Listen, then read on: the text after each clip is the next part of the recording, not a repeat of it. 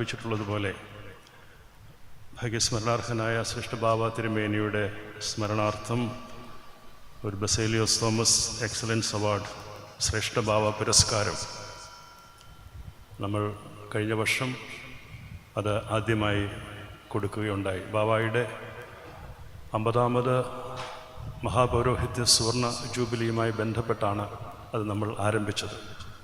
അതെല്ലാ വർഷവും കൊടുക്കത്തക്കവണ്ണം നമ്മൾ ക്രമീകരണം ചെയ്തിട്ടുണ്ട്.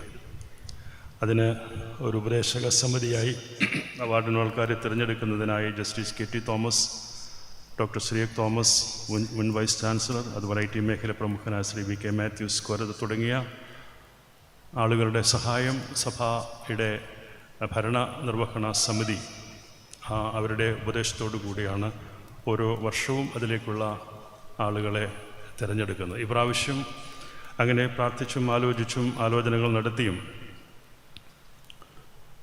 മലങ്കര കത്തോലിക്ക സുറിയാനി സഭയുടെ ബസേലിയോസ് ക്ലിമിസ് കാതോലിക്ക ബാവയ്ക്ക് ശ്രേഷ്ഠ ബാവ പുരസ്കാരം കൊടുക്കത്തക്കവണ്ണമാണ് ക്രമീകരണം ചെയ്തിരിക്കുന്നത്. ഈ വരുന്ന